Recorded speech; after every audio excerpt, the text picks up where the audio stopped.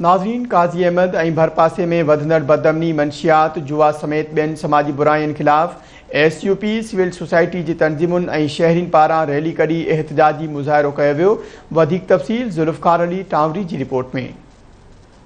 काज़ी अहमद ऐं भरपासे में वधंदड़ बदअमनी, मंशियात, जुआ ऐं समाजी बुराइयुनि ख़िलाफ़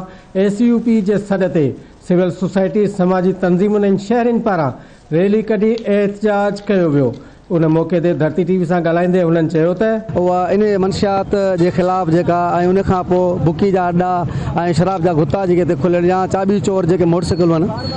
वीचारा ग़रीब आवाम सफ़ा परेशान आहे। असां अॼु जी सिंध खां मुतालबो था कयूं SSP नवाब शाह या त मुलवस आहे जो कदम नथो खणे, या त फिलफोर हितां जी कदम खणे हितां जे ग़रीब आवाम खे इन व्याज खोरनि खां जेके रोज़ानी जे बुनियाद ते ख़ुदकुशी करण ते मजबूर आहिनि या ख़ुदकुशी करे कुझु मरी पिया आहिनि, त महिरबानी करे हितां जी जेका मंशियात आहे ऐं उहा ख़तमु कराए। अंदरि वधंदड़ बदअमनी, रोज़ जे बुनियाद ते धाड़ा फुरूं ऐं मंशियात, जुआ, व्याज ऐं क्रिकेट जे जेके बुकियूं हलनि पियूं, जिन असांजे नौजवान तबिके खे मुकमल तौर ते तबाह करण जी कोशिशि कई वई आहे।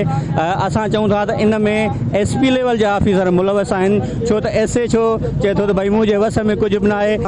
IG सिंध ऐं वज़ीर आला सिंध ऐं आला इंतिज़ाम खां मुतालबो कयूं त काज़ी अहमद ते जेको बि SHO मुक़ररु कयो उनखे पाबंद कयो वञे, त पंहिंजे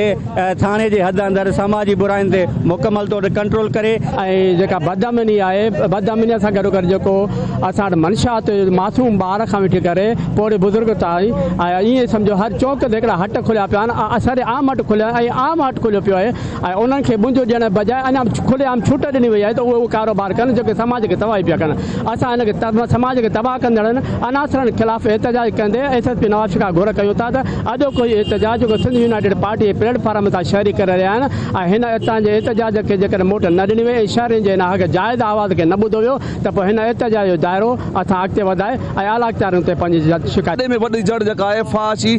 जी ऐं शराब जी जेके फ्रूट थी थियनि थियूं, इन जे पोयां वॾे में वॾो बुकी वारनि जो हथ आहे, जेके जुआ कराइनि था नौजवाननि खे पैसा ॾेई, पोइ हुननि खे वरी व्याज में फसाए हुनखे पोइ इहे नौजवान हर क़िस्म जा गुनाह कनि था। इन्हनि जो जड़ इहो अथव, बराए महिरबानी करे इन्हनि खे ॿधो। हिन वक़्तु